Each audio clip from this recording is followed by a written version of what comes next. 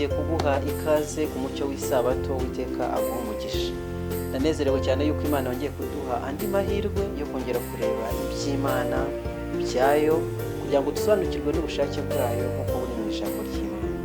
Twatangiye urugendo rurerure ntabwo ari rugufi ndetse no tukirutangira rwose rwerekeranye no gusobanukirwa n'umucyo w'isabato. Gushimira rero ko wongeye kugaruka hano ku mucyo w'isabato kugira ngo tumenye ubushake bw'Imana ku ngingo y'isabato. Ndagutura Zaburi y'ijana ndavuga ngo mwabari mu isi yose mwe muvugirize Uwiteka impundu, mukore Uwiteka munezerewe, muze mu maso ye muririmba, umenye yuko Uwiteka ari we Mana, niwe waturemye natwe turabe, turi ubwoko bwe, turi intama zo mu cyanya cye. Haleluya. Ushize twaganiriye iby'irema tubona yuko twakomotse mu biganza by'Imana, byari bikwiye gutuma tuza tunezerewe dushima Imana yo yabikoze. Murongo wa 4, mwinjire mu marembo ye mushima no mu bikari bye muhimbaza, mu mushime musingize izina rye. Uwiteka ari mwiza, imbabazi ze zihoraho iteka ryose, murava we uhoraho ibihe byose. Uwiteka ashimwe waturemye kandi akaduha isabato ngo ijye twibutsa icyo kintu gikomeye cyane cyabayeho, ko tutakomotse ku gasimba gatoya, ahubwo twakomotse mu biganza by'Imana umuremyi w'ibiriho byose, ufite ubushobozi bw'indengakamere nk'uko twakomeje kubireba. Twabonye amagambo meza, tubona yuko Imana yaduhaye isabato mu rukundo rwayo rwinshi. Muri aka kanya tugiye kwibaza ikibazo abantu benshi bibajije, abakunda Imana badasobanukiwe, bibaza ngo mbese umunsi w'isabato ni uwuhe? Mbere yuko twinjira mu cyigisho, reka tubanze dusenga. Data wa twese uhoraho, turagushimye, tugushimiye ko wakomeje kutubana kugeza n'uyu munsi. Duciye bugufi kugira ngo utubatirishe umwuka wera, kandi umwuka wera atuyobore mu ijambo ryawe ngo dusobanukirwe n'icyo dushakaho. Ikibazo dufite muri uyu mugoroba cyangwa se muri iki gitondo bitewe n'uri kureba ino videwo kiribaza ngo mbese umunsi w'isabato ni uwuhe? Turaje ngo ijambo ryawe ridusobanurire kandi ngo ubushake bwawe buganze ku mibereho yacu, mu izina ry'Umwami wacu Yesu Kristo, amen. Mbese umunsi w'isabato ni uwuhe? Ndagira ngo mbanze nkwibutse ikintu gikomeye twabonye ubushize. Twabonye umuntu wahawe isabato uwo ari we. Ikibazo cya mbere twibazaga ni bande bahawe isabato. Twamaze kubona yuko ari inyoko muntu yose uko yakabaye, kandi Yesu Kristo yabidusubije muri Mariko igice cya 27, aho yatubwiye ngo isabato yabayeho kubw'abantu, abantu sibo babayeho kubw'isabato. The Sabbath was made for man. Isabato yaremwe kubw'umuntu. Umuntu yaremewe isabato kugira ngo ijye imwibutsa isano afitanye n'umuremyi we. Izina ry'Uwiteka rihabwe icyubahiro. Isabato yahawe Adamu, we se wa bose, uwo dukomoraho ubuzima, uwo dukomoraho nk'inyoko muntu ukubaho kwacu, niwe wahawe isabato. Abantu benshi babeshwe ikintu gikomeye cyane yuko isabato yahawe Abisirayeli. Oya, ntabwo isabato yahawe ishyanga ritoya, ahubwo yahawe Adamu, inkomoko y'abaremwe bose. Adamu rero waremwe ku munsi wa 6 yahawe isabato ku munsi ukurikiyeho kugira ngo imuzanire umunezero ukomotse mu gusabana n'umuremyi we. Ntabwo isabato yigeze ihabwa ishyanga ritoya ry'Abisirayeli, ntabwo isabato yatangiwe mu butayu nk'uko benshi bagiye babyigisha. Oya, ahubwo isabato yatangiwe mu ngobyi ya Eden, icyaha kitarabaho, ihabwa inyoko muntu yose. Icyo ntabwo ari cyo kituzinduye muri aka kanya, ahubwo turibaza ikibazo ngo mbese umunsi w'isabato ni uwuhe? Igisubizo cyahuranije ni iki ngo umunsi wa 7 niwo sabato y'Uwiteka. Twabonye mu bitangira igice cya 2 umurongo wa 1 kugeza uwa 3 amagambo akomeye atubwira ngo Imana yaruhutse ku munsi wa 7 maze kurema byose mu minsi 6, maze ku wa 7 irangije iraruhuka. Uwo munsi yakoreye ibintu bitangaje bitatu bituma umunsi w'umwihariko. Ni umunsi Imana yaruhutse, ni umunsi Imana yejeje, kandi ni umunsi Imana yahaye umugisha. Ariko abantu baribaza ngo mbese umunsi w'isabato, umunsi wa 7 ni uwuhe? Abantu barabaza ngo umunsi w'isabato ni uwuhe? Abandi bakabibaza ngo mbese umunsi wose naruhuka ni wa mbere isabato? Cyo ni ikibazo abantu bibaza. none twabwirwa n'iki niba urukurikirane rw'iminsi rutarigeze ruhinduka? Icyo ni ikindi twibaza, ariko icyo kibazo nubwo tugikomozaho aka kanya tuzongera tukibaze mu cyigisho gitaha. Ese urukurikirane rw'iminsi ntabwo rwigeze ruhinduka? Birumvikana yuko ari ibintu bigomba kutujyana mu mateka ngo tumenye amateka y'icyumweru ko atigeze ahinduka. Ikibazo kindi cya kane bakunda kwibaza, umuntu aribaza ati ubundi se ni gute tubara iminsi ngo tumenye umunsi wa karindwi uwo ari wo? Icyo turaza kukibona mu ijambo ry'Imana. Icya gatanu, ahubwo se kuki abigisha isabato baruhuka ku wa gatandatu aho kuba ku cyumweru ko ari wo munsi wa karindwi? Abantu bazi ko ku isabato, iyo abigisha isabato bavuga bahita ku wa gatandatu. None ko abantu baruhuka ku wa gatandatu bavuga ko ari ku isabato, kandi Bibiliya yavuze ko isabato ari umunsi wa karindwi? Turaza kureba igisubizo. Maze ikindi kibazo bakunda kwibaza, ni irihe tandukaniro ry'isabato n'indi minsi? Icyo ngicyo cyo twarakibonye. Ni cya kindi, ni uko isabato Imana yayejeje ikayiruhuka kandi ikayiha umugisha. Ni umunsi w'umwihariko, ni umunsi ufite umugisha w'umwihariko, ni umunsi Imana ubwayo nawe yaruhutse. Ndagira ngo nkubitse aya magambo akomeye.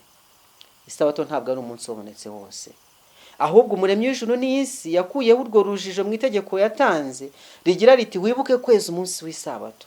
Iryo tegeko tuzarigarukaho igihe tuzaba tugeze mu mategeko y'Imana uko ari 10. Itegeko rya kane nk'uko riboneka muri kuva igice cya 20:8 kugeza wa 11 riravuga ngo wibuke kweza umunsi w'isabato, kandi ntabwo harimo urujijo, kuko iryo tegeko riravuga ngo kuko iminsi 6 ari Uwiteka yaremeye mu ijuru n'isi n'inyanja n'ibirimo byose, akaruhukira ku wa karindwi.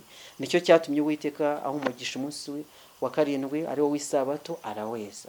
Itegeko rimaze kutubwira ko umunsi w'isabato ni umunsi wa karindwi, kandi rimaze kutujyana kuri cya gikorwa cyo kurema, bisobanuye ko ari wa munsi Uwiteka yaruhutseho amaze kurema byose.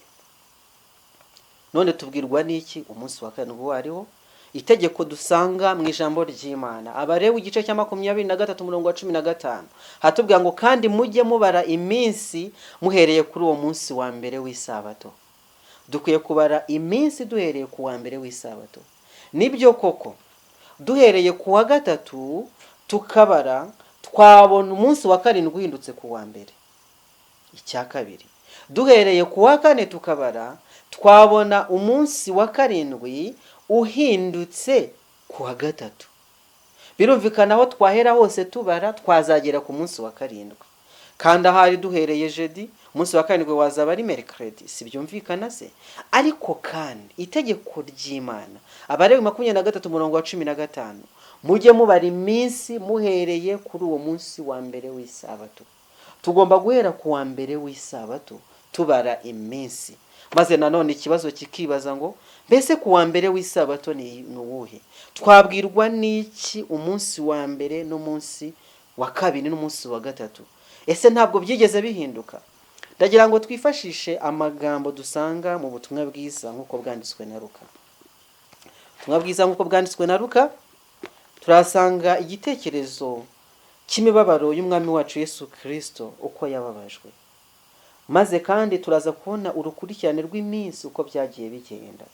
Ndagira ngo nkwibutse igice cya 23 dutangira tubwirwa Yesu ashyikirizwa Pilato.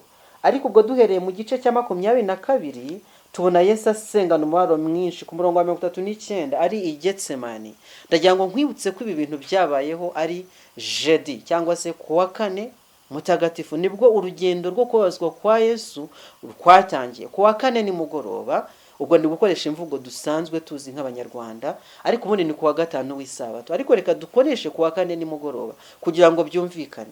Yesu Kristo n'abigishwa be bafashe inzira bagana ku ishyamba k'Igetsemani agiye gusenga, asengana umubabaro. Maze kandi igihe ijoro ryari riguye baje kumufata nk'uko igitekerezo kitubwira ku murongo wa 47 gukomeza bafata Yesu. Ndetse muri iryo joro ryose tubona ibintu bikomeye. Yesu Kristo ajyanwa ku batambyi bakuru. Wa mbere yajyanweho ni Ana, wa kabiri ni Kayafa. Akomeza kuzenguruka muri iryo joro ryose. Bukeye aho twita ku wa gatanu mutagatifu, ndetse mu masaa 3 bari baboneje bagiye igorogota cyangwa se i Karuvari, aho Yesu Kristo yagombaga kubambwa. nshuti zanjye, ibyo byabayeho ku wa gatanu. Abakristo benshi cyane cyane abo muri Kiliziya Gatolika bayita uwa gatanu mutagatifu. Nta rujijo rubirimo. Yesu Kristo yatanze ari ku wa gatanu mutagatifu, cyangwa se ku wa gatandatu w'isabato ngo turi bubone ibyanditswe byera bihita. Reka rero dukomeze twumve ibyabaye igihe bari bageze i Gorogota cyangwa se i Karuvali. Icyahabereye nuko Kristo yabambwe ku musaraba. Batubwira amaze kubambwa igihe cyarageze aratanga. Amaze gutanga, reka duhere kuri uko gutanga kwe ku murongo wa 44 w'igice cya 23. Murongo wa 44 yatubwira ngo nuko isaha zibaye nk'esheshatu. Ubwo birumvikana ko ari saa sita z'amanywa. Haza ubwira kabiri mu gihugu cyose kugeza ku isaa 9. Izuba ntiryava, umwenda ukingiza ahera cyane w'urusengero butabukamo kabiri. Yesu avuga ijwi rirenga ati, data amaboko yawe niho nshyize ubugingo bwanjye. Amaze kuvuga atyo umwuka urahera. Nuko umutware w'abasirikare abonye ibibaye ahimbaza Imana ati, nukuri uyu muntu yari umukiranutsi. Inteko y'abantu bari bateraniye aho kurebera babonye ibibaye basubirayo bikubita mu bituza. N'inshuti ze zose n'abagore bavanye i Galilaya bari bahagaze kure babireba. Turumva yuko Yesu Kristo yabambwe, yageze i Karuvali. Igikorwa cyo mu kumubamba cyahereye mu masaa 3, bigeze saa 6 z'amanywa. Habaho ubwira kabiri, maze saa 9 umwenda utabukamo kabiri ukingiriza ahera cyane, kandi atangaza birarangiye, umwami wacu aratanga. Amagambo nashakaga ni igikorwa cyo kumuhamba nk'uko tugisanga ku murongo wa 50 w'iki gice cya 23 cy'ubutumwa bwiza nk'uko bwanditswe na Luka. Luka yaranditse ati, umuntu witwaga Yosefu yari umujyanama wo mu Bayuda w'umunyangeso nziza kandi ukiranuka. Uwo ntiyafatanije n'inama zabo n'ibyo bakoze. Yari umunyarimataya mu mudugudu w'Abayuda, nawe yategerezaga ubwami bw'Imana. Nuko ajya kwa Pilato asaba intumbi ya Yesu. Turacyari ku wa gatanu. Muri uwo mugoroba guhera saa 9 gukomeza, Yesu Kristo amaze gutanga. Maze uyu Yosefu ajya gusaba intumbi ya Yesu kugira ngo igenze gute? Ibambwe. Ku murongo wa 53 arayibambura, ayizingira mu mwenda w'igitare cyangwa se w'umweru, ayihamba mu mva yakorogoshowe mu rutare itarahambwamo umuntu. Murongo wa 54 niwo nashakaga ubuceho umurongo. Hari ku munsi wo kwitegura isabato yenda gusohora. Mu yandi magambo, hari ku munsi wa gatandatu wo kwitegura isabato. Murongo wa 55 nuko abagore bavanye na Yesu i Galilaya bamukurikiye babonye imva n'intumbi ye uko ihambwe, basubirayo batunganya ibihumura neza n'imibavu, kandi ku munsi w'isabato bararuhuka nk'uko byategetswe. Uko ni ku rugendo rw'umwami wacu Yesu Kristo rwagenze kuri uwo munsi wa gatandatu wo kwitegura isabato, cyangwa se kuri uwo munsi wa gatanu mutagatifu w'abakristo benshi bajya bazirikana iby'imibabaro ya Kristo. Hari ku munsi wa gatanu mutagatifu cyangwa se ku munsi wa gatandatu kuko Bibiliya ibyita, kandi batubwiye ikintu gikomeye cyane cyakorwaga kuri uwo munsi, ni ukwitegura isabato. Maze kandi batubwiye iby'abagore bagendanaga na Yesu. Aba bagore ngo babanje gutegura ibihumura neza muri uwo mugoroba, maze ku munsi w'isabato bararuhuka nk'uko itegeko ry'Imana riri. Reka dukomeze umurongo ukurikiraho, ni umurongo wa mbere w'igice cya 24. Kiradufasha kumva urukurikirane rw'iyi minsi. Hatubwira ngo ku wa mbere w'iminsi 7 kare mu museke bajya ku gituro. Tumaze kubona ko ku wa gatandatu aba bagore bateguye ibihumura neza byo kuzajyana ku murambo wa Yesu Kristo. Ku isabato bararuhuka nk'uko itegeko ribivuga. Maze ku wa mbere w'iminsi 7, Bibiliya ijambo ry'Imana ivuga neza ngo ku wa mbere w'iminsi 7 ariho ku cyumweru kare mu museke bajya ku gituro bajyanye bya bihumura neza batunganije. Ariko igitangaje ni uko babonye igitare kibirinduye. Umwami wacu Yesu Kristo yari yazutse, yavuye mu gituro, Uwiteka ahimbazwe. Tumaze kubona urukurikirane rw'iminsi yuko Yesu Kristo yabambwe ari ku wa gatandatu, ku wa karindwi habaho isabato, kandi ku wa mbere w'iminsi 7 Yesu arazuka. Ibyo bihuje nuko abakristo babyizera, bizera yuko ku wa gatanu mutagatifu bibuka ububabare bwa Yesu, bakazirikana ibyabaye ku mwami wacu Yesu Kristo, uko yababajwe, inzira y'umusaraba uko yagenze. Maze aho bita ku wa gatandatu nta gikorwa kihaba. Maze kandi ku cyumweru Pasika ikabaye, izirikana abakristo benshi bakazirikana yuko ariho Kristo yazutse. Cyakora ibyanditswe byera bitandukanye n'icyo, ntabwo Pasika yibutsa kuzuka kwa Yesu, oya, ahubwo yibutsa gupfa kwa Yesu. Ibyo yenda tuzabiganira mu gihe tuzaba tureba iby'iminsi mikuru n'andi masabato mu gihe kizaza. Nuko rero urujijo rukwiye kuvaho rwose. Aho abanyarwanda bita ku wa gatanu, Bibiliya ihita ku wa gatandatu, kandi aho abanyarwanda bita ku wa gatandatu, Bibiliya ihita ku wa karindwi, ariho ku isabato. Aho abanyarwanda bita ku cyumweru, Bibiliya ihita ku wa mbere. Ibi bintu bijya biburujijo kumenya uko abantu bakwiriye kubara urukurikirane rw'iminsi, bakayoberwa umunsi nyawo w'isabato. Ariko kandi Bibiliya yo ivanaho urwo rujijo. Nyamara ntabwo ari Bibiliya gusa. Amen. Na kalendare dukoresha mu matelefone yacu, mu masaro yacu, ko bayikudukoreye, nayo yerekana yuko nta rujijo ruriho mu kubara iminsi. Reka turebe iyi kalendare y'uko kwezi kwa 9 dufite uyu munsi. Iri hano ku kibaho. Umunsi w'icyumweru mu Cyongereza witwa Sunday. Umunsi wa mbere ni Monday, umunsi wa kabiri ni Tuesday, umunsi wa gatatu ni Wednesday, wa kane ni Thursday, wa gatanu ni Friday, wa gatandatu ni Saturday. Ndi kuvuga amagambo dusobanukiwe nk'abanyarwanda. Sunday ni ku cyumweru, Saturday ni ku wa gatandatu nk'uko abanyarwanda babivuga. Ariko se reka turebe, mbese Sunday kuri urukurikirane rw'iyi minsi iri kuri kalendare ni umunsi wa kangahe? Habanza Sunday, hagakurikizaho Monday, hagakurikizaho Tuesday, Wednesday, Thursday, Friday, Saturday. Ubwo rero dukurikije uko ibi bitondetse, turabona Sunday ari wo munsi wa mbere kuri iyi kalendari, kandi Saturday ni wo munsi wa nyuma wa karindwi kuri iyi kalendari. Dusobanukirwa iki nk'abanyarwanda? Sunday ntabwo bisobanuye ku cyumweru, oya, ahubwo Sunday ni ijambo rigizwe n'amagambo abiri. Igice kimwe ni sun, bisobanuye izuba, day bisobanuye umunsi. Abongereza rero bita umunsi wa mbere w'icyumweru, ari wo twebwe tuzi nko ku cyumweru, bawita umunsi w'izuba. Kandi abongereza basobanukiwe ko ari umunsi wa mbere. Niyo mpamvu kuri kalendare uyu munsi wa dimanche w'izuba cyangwa se ku cyumweru, kuri kalendare biragaragara yuko ari umunsi wa mbere. Kandi Saturday, aho abafaransa bita samedi, ndetse bifatanye isano na Sabbath day, umunsi w'isabato, umunsi w'ikiruhuko, ni umunsi wa karindwi.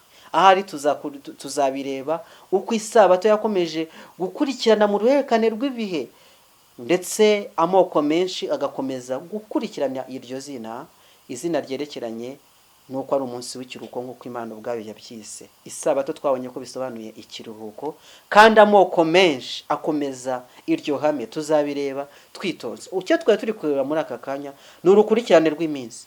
Sunday cyangwa se dimanche ku bakoresha igifaransa, turabona ko ari umunsi wa mbere kuri kalendare yacu. Twitungiye. Reba muri telefone yawe, urebe niba nawe iyi kalendare mfite ariyo nawe ufite, maze bigutere kunyurwa n'urukurikirane rw'iminsi nk'uko ijambo ry'Imana ryabivuze, nk'uko abasobanukiwe urukurikirane rw'icyumweru babisobanukiwe kandi bakadukorera kalendare. Iyi kalendare ntabwo yakozwe n'abanyedini babwiriza isabato, ahubwo yakozwe n'abahanga bo muri siyanse basobanukiwe n'uko amateka ya muntu yagiye akurikiranya iminsi. Kandi aya mazina ntabwo bisobanuye 1, 2, 3. Aya mazina bagiye bayitirira icyo bo bari bagamije. Sunday bisobanuye umunsi w'izuba, Monday bisobanuye umunsi w'ukwezi, n'ibindi n'ibindi. Imana idufashe kumva ibi bintu. Ikindi gikomeye cyane nshuti yanjye, niba uri mu bushakashatsi, umugambi wo gushyiraho iyi platform ni ukugira ngo umuntu ushakashaka ukuri abone amakuru akwiriye. Niba uri mu bushakashatsi, ndagira ngo nkwereke ahandi uzashakira amakuru ku byerekeranye n'uko dimanche ari umunsi wa mbere w'icyumweru. Uzajye mu misa maze wumve igihe padiri azaba ari gusoma misa, ageze mu gihe cyo gutamba igitambo cy'Ukarisitiya, azavuga amagambo ayakurikira. Azavuga ati twibumbiye hamwe twifatanije na kiliziya yose kuri uyu munsi w'intangiriro y'icyumweru kugira ngo duhimbaze wa munsi muhire Yezu Kristo yazutseho akava mu bapfuye. Tubyumve neza. Padiri aravuga ngo twifatanije na kiliziya yose kuri uyu munsi w'intangiriro y'icyumweru. Ibyo bintu biba ku cyumweru nyine, biba Sunday, biba dimanche. Padiri ahora asubiramo aya magambo agiye gutamba igitambo cy'Ukarisitiya. Igihe kizaba kigeze padiri agiye gutamba igitambo cy'Ukarisitiya, uzabyiteho cyane. Azakubwira yuko abateraniye muri iyo kiliziya twibumbiye hamwe twifatanije na kiliziya yose kuri uwo munsi w'intangiriro y'icyumweru kugira ngo duhimbaze wa munsi muhire Yezu Kristo yazutseho akava mu bapfuye. Ntabwo padiri yigeze abeshya abakristo ko ku cyumweru ari kuwa karindwi. Ntabwo nzi ahantu byavuye. Padiri yababwiye yuko ari ku munsi w'intangiriro y'icyumweru. Yababwiye yuko ari kuwa mbere w'iminsi irindwi, kuwa mbere w'icyumweru. Ariko abantu benshi ntabwo basobanukiwe n'uko kuri. Nshuti y'Imana, ndagira ngo nsoreze ahangaha nkubwira yuko nta rujijo rurimo kwiyanyaryanye no kubara iminsi. Ubwo tumaze gusobanukirwa nuko ijambo ry'Imana ryaduhamirije ko ku munsi wa karindwi Uwiteka yahagaritse imirimo yose akawuruhuka kuri uwo munsi, kandi akawuha inyoko muntu kugira ngo inyoko muntu ijye izirikana yuko hariho Imana umuremyi w'ijuru n'isi n'inyanja n'amasoko. Umuntu akabitegekwa no mu itegeko, kandi itegeko rikatubwira ngo nicyo cyatumye Uwiteka aho umugisha uwo munsi w'isabato, nuko yaremye mu minsi 6 maze kuwa karindwi akaruhuka, ngo natwe tujye tubyibuka. Noneho tumaze kubona umunsi w'isabato uwo ari wo, ni wa wundi abanyarwanda bita kuwa gatandatu, kandi abafaransa bita samedi, abongereza bita Saturday. Nguwo umunsi wa karindwi abana b'Imana bakwiriye kuzirikana ko Imana umuremyi w'ijuru n'isi n'inyanja n'amasoko, wo dukomoraho kubaho, yaduhaye ngo tujye twibuka igikorwa cy'Imana cyo kurema. Ndagusabira mu izina rya Yesu ngo niba iki ngiki cyabasha kwemeza umutima wawe, Mwuka Wera akomeze kugusanga ngo agusure akwemeze ukuri k'ijambo rye.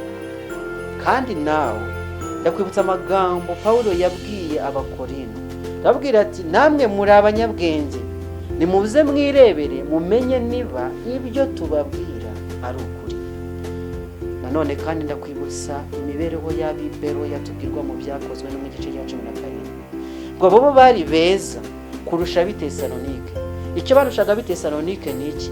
Ni uko igihe babwirwaga ijambo ry'Imana batashye bajyaga gucukumbura mu byanditswe byera ngo bamenye ko ibyo bababwiye ari ukuri. Imana ifashe njye nawe kugira ngo turusheho gucukumbura mu byanditswe byera, ngo ubugingo bwacu twe kububitsa undi muntu uwo ari we wese, ahubwo tububitse Yesu. Icyo nicyo nkwifuriza nanjye niyifuriza mu izina ry'Umwami wacu Yesu Kristo. Amen. Reka dusoze n'isengesho. Data, tugushimiye yuko tuyoboye muri uyu mwanya twongera kwibaza ikibazo cyayobeye benshi, ariko uduhaye igisubizo haba mu byanditswe byera no mu mibereho tubayeho ya buri munsi. Fasha abanyarwanda bari kumva aya magambo n'abarundi tubasha kumva ururimi rw'Ikinyarwanda, kugira ngo wemeze imitima yacu, uduhe kukwakira no kwakira ukuri kwawe, maze ngo ubwo Kristo agiye kwerekanwa ku bicu aje gutwara itorero rye, uzaduhe kumusanganira tudakozwe n'isoni. Uko niko gusenga kwacu mu izina